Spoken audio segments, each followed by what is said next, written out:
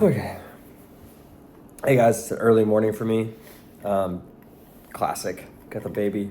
So I'm drinking a coffee, even though this looks like something else. I swear, this is my iced Americano. So we're looking at Jonah chapter 2 this morning. Before we get into it, I want to say that we're going to be doing videos throughout the summer. So I'll do videos weekly. They'll be shorter. And then we're not meeting until August. So keep meeting together. If you are meeting together, let me know. I'd love to come visit and hang out with your group. So here we go. Jonah chapter 2. I'll read it. I'll interpret it. I'll hope to do it well. And then I'll teach it. I'll apply it. Here it is. From the inside of the fish, Jonah prayed to the Lord. He said this: "In my distress, I called to the Lord, and he answered me. From the deep in the realm of the dead, I called for help, and you listened to my cry. You hurled me into the depths, into the very heart of the sea, and the currents swirled about me. All of your waves and your breakers swept over me. I said, I've been banished from your sight, yet I will look again toward your holy temple. The engulfing waters threatened me. The deep surrounded me. Seaweed was wrapped around my head. The roots of the mountain, I sank down. The earth beneath barred me in forever, but you, Lord my God, brought my life from the pit. And when my life was ebbing away, I remembered you, Lord, and my prayer rose to your holy temple. Those who cling to worthless idols turn away from God's love for them, but I, with shouts of grateful praise, will sacrifice to you. What I vowed, I will make good. I will say, salvation comes from the Lord." And the Lord commanded the fish, and it vomited Jonah onto dry land. Okay. So quickly, let me show you what's going on in here. So Jonah has this understanding of God's righteous judgment.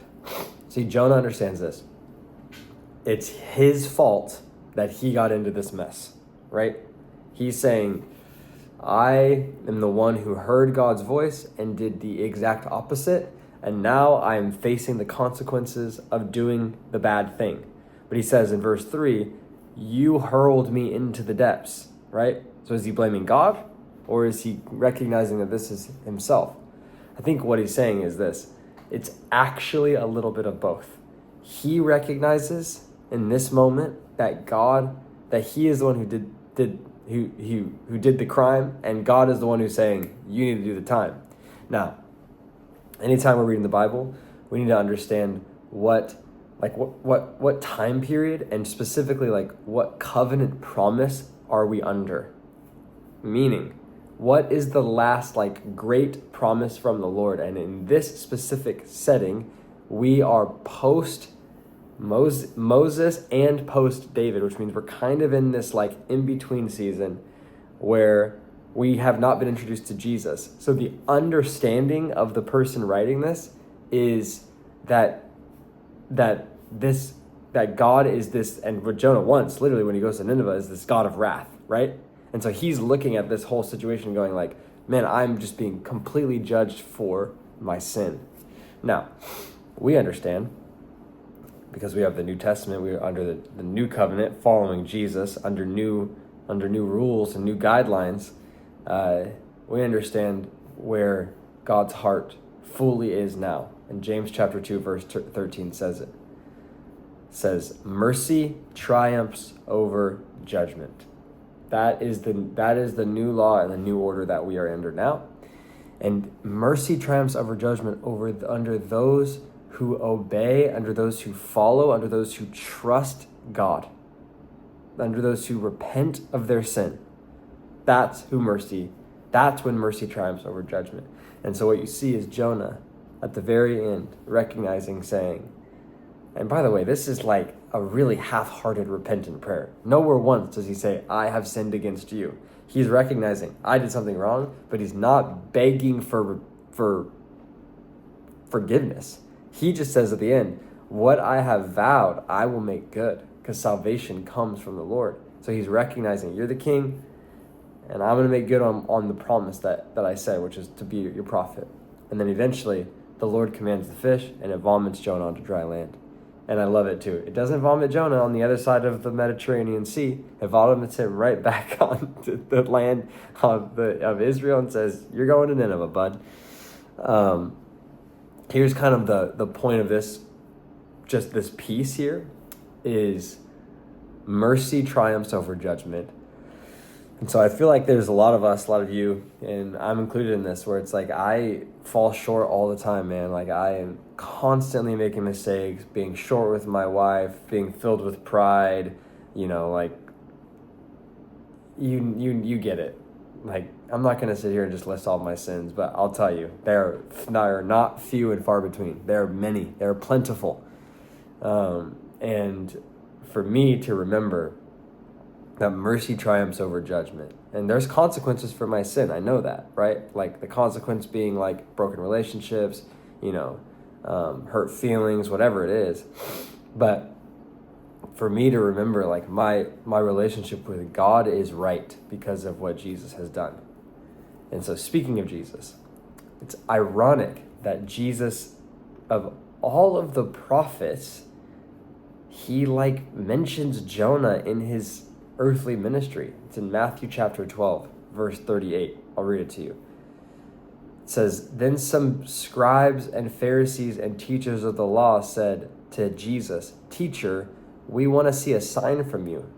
We want to see more miracles. We want to see you do something good.' But Jesus replied, 'An evil and adulterous generation craves a sign. And so because of that, no sign will be given except for one sign, the sign of Jonah the prophet. For just as Jonah was in the stomach of the sea monster for 3 days and for 3 nights, so the Son of Man will be in the heart of the earth for 3 days and 3 nights. And then the men of Nineveh will stand up against this generation at the judgment day and will condemn it because they repented at Jonah's preaching, but something greater than Jonah is here.'" I don't know. I think this is a great thing to ponder. I don't know if the prophets of the Old Testament, or kind of that intertestamental period between the Old Testament and the New Testament, 400 years after the final prophet had written, between Jesus was born, I don't know if there was ever a connection between this 3 days and 3 nights thing. But I find it really interesting that Jesus mentions it here. And when you read the story of Jonah, read the poem of Jonah, you can start to hear these little foreshadowing, almost prophetic voicings towards that moment with Jesus. And it's this right here. One second, I'm sorry, I should have highlighted this. "You hurled me into the depths, into the heart of the seas. Your waves broke over me." Oh yeah, right here now. "From the deep in the realm of the dead, I called for help, and you listened to my cry." See, I think it's interesting that Jonah isn't dead. He's not dead. Obviously, he's writing a poem in the middle of his fish, but he's referencing he thinks in his mind, this is a death. And so in his mind, when God vomits him out onto the dry land, it is a resurrection. And the resurrection of Jonah is that he now goes forth and does the work of following Yahweh. Now, does he do it successfully? No. And that's what Jesus is saying. He kind of goes over there and is like a little baby about it, which we'll read in the next chapter. He kind of goes over there and is 5-word sermon. Everyone repents.